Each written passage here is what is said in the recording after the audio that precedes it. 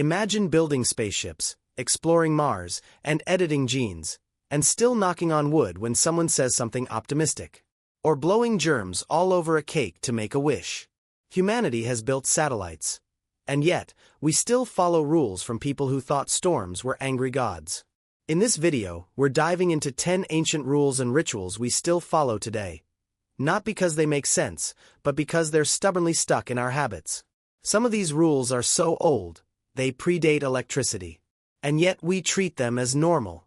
Let's explore how we got here, and why we haven't let go. Number 10. Birthday candles. Ritual, not logic. There's something oddly magical about birthday candles.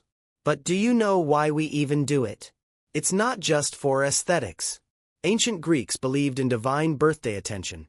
Candles were lit to signal Artemis, the moon goddess. It was basically ancient moon tagging. Centuries later, Germans added a darker twist.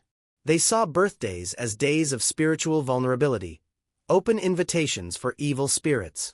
To guard the birthday child, they placed candles on cakes as supernatural defense systems. Blowing them out symbolized life force. Now, we blow out candles for fun, and in the process, multiply cake bacteria by 400% according to scientific studies. But hey, nothing says, happy birthday, like aerosolized germs and a superstition from 2,000 years ago. Commentary. What's interesting is how something that once had spiritual meaning has become a hygienic horror in modern times. It's a fascinating example of cultural evolution, and how rituals can outlive their reasons. Number 9. Knocking on wood, a global superstition. Ever said, I haven't been sick all year, and then instinctively knocked on wood? That reflex dates back to ancient beliefs that trees were home to spirits, both friendly and not so friendly. Knocking was like texting your spirit roommate, hey, thanks for not ruining my life. Cultures develop their own rules. Turks pull earlobes before knocking, Italians prefer iron over wood, and Brazilians insist on knocking exactly 3 times. Christians later rebranded it as touching the wood of the cross. Commentary. This is one of those rituals that proves how fear shapes tradition. We're afraid to tempt fate, so we perform a symbolic gesture. Rational or not, it gives people comfort, and sometimes that's reason enough for it to stick. Number 8. The QWERTY keyboard. A design from the 1800s. Your keyboard is a fossil. In the 1860s, the typewriter was a mechanical nightmare. The first models had keys arranged alphabetically, but they kept jamming. So inventor Christopher Sholes created a layout to slow people down. Thus, QWERTY was born. It worked, and Remington mass-produced it. Even when better layouts like Dvorak and Colmac came along, the world was already trained on QWERTY. The cost of change outweighed the benefits. Commentary. This is a classic example of path dependency, when a suboptimal system persists because it's too expensive or inconvenient to replace. Kind of like why we still use daylight saving time. Number 7. Bread left, drink right. Fork etiquette meets survival. Ever wonder why your bread plate is on the left? It's not just etiquette, it's survival strategy for medieval nobles. During royal feasts, mixing up plates could mean offending someone powerful, or worse. To avoid accidental royal offense, nobles learned, bread on the left, drink on the right. Use your hands to make a B and a D, that's where each goes. Commentary. This rule is mostly Western. In many other cultures, such strict placement doesn't exist. It's a reminder that etiquette is less about functionality and more about power, class, and who sets the rules. Number 6. Why surgeons wear green or blue? Originally, surgeons wore white. Clean, pure, sterile.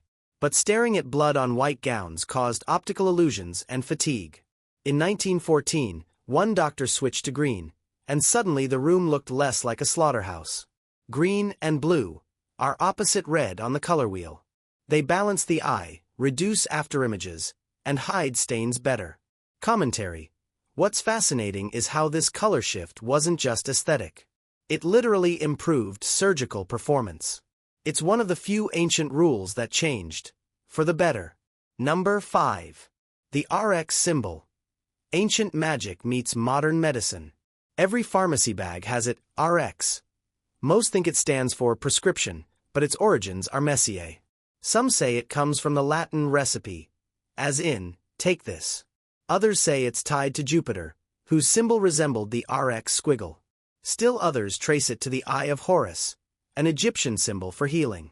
Commentary.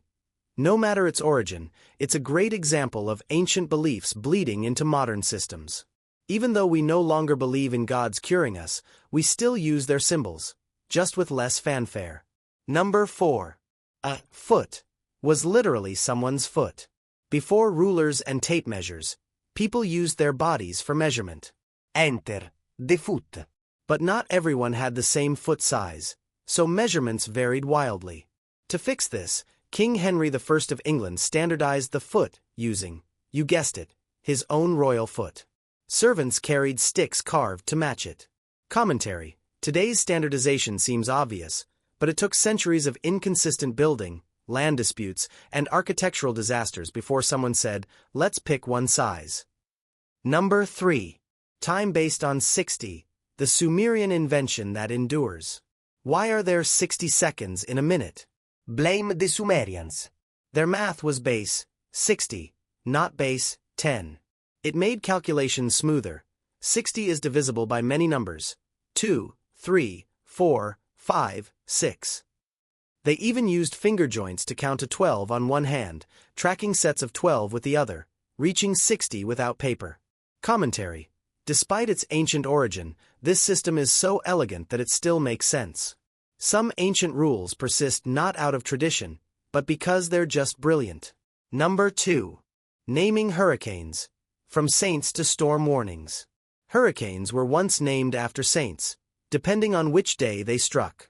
By the 1950s, U.S. meteorologists switched to women's names, which became controversial. By 1979, male names were added. Now, hurricane names are alphabetical and alternate gender. When a storm causes massive damage, e.g., Katrina or Sandy, the name is retired. Commentary. The shift from myth to meteorology shows how science and symbolism evolve. But even in the age of Doppler radar, we still use names, a storytelling device that humanizes disaster. Number 1. Railroad track width. Because of Roman horses. Modern railways are 4 feet 8.5 inches wide. Why? Because that's how wide 2 Roman warhorses stood side by side. Wagon builders used tools designed for ruts left by Roman chariots. Then came trains, built with the same tools and specs. George Stephenson, the father of railways, simply stuck to what was already used. Commentary. The most powerful machines in the modern world, bullet trains, freight carriers, are constrained by horse butts. This is tradition through infrastructure. Centro conclusion e takeaway. So what do these 10 traditions teach us? That human behavior is a tangled thread of practicality, superstition, and stubbornness. We hold on to ancient habits long after we've forgotten their purpose, some out of fear, others for comfort, and a few because changing them would be too inconvenient. Progress isn't always about replacing the old. Sometimes, it's about understanding why the old survives. If you found this eye-opening, hit the like button, share it with someone who still knocks on wood, and subscribe for more deep dives into the strange traditions we carry forward.